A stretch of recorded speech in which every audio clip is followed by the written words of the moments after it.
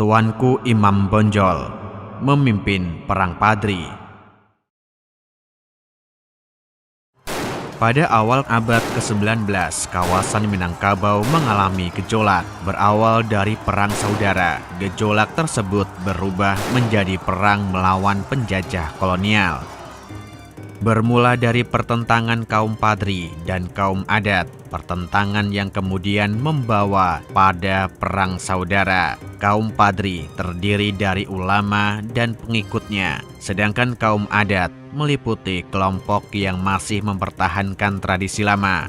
Keluarga Kesultanan Bagaruyung termasuk ke dalam kelompok adat. Sampai kemudian Belanda terlibat dalam kekisruhan di Minangkabau. Keberpihakan Belanda kepada kaum adat mengubah jalannya perang saudara. Setelah tertekan berkali-kali, kini kaum adat mampu memberikan perlawanan yang seimbang.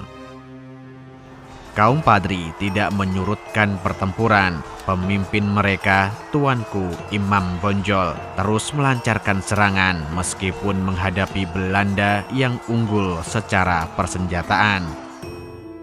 Tuanku Imam Bonjol lahir pada tahun 1772 di Bonjol, Minangkabau. Nama kecilnya adalah Muhammad Syahab. Beliau merupakan putra dari Bayanuddin Syahab, seorang ulama dari Sungai Rimbang.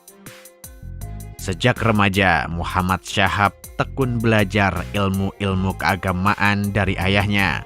Ketekunan yang menghantarkan beliau menjadi seorang ulama di masa dewasanya.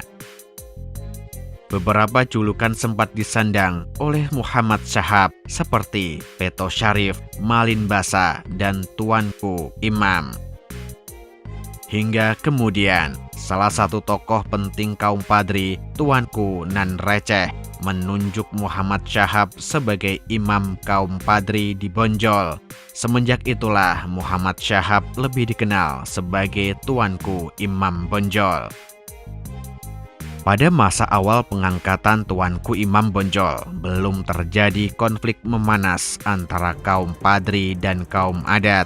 Meskipun saat itu Minangkabau sudah terbagi menjadi kaum Padri dan kaum adat. Konflik terbuka mulai terjadi pada tahun 1815. Kaum Padri melakukan penyerbuan terhadap istana Bagaruyung. Kekuatan kaum Padri yang begitu besar membuat pihak kesultanan meminta bantuan Belanda. Sebagai imbalannya, Belanda meminta konsensi beberapa wilayah kekuasaan. Pertempuran di Minangkabau segera berkembang semakin sengit. Kaum adat yang dibantu Belanda berhasil mengimbangi kaum Padri. Hingga kemudian pergolakan menjelang Perang Jawa membuat Belanda mengadakan perjanjian dengan Tuanku Imam Bonjol.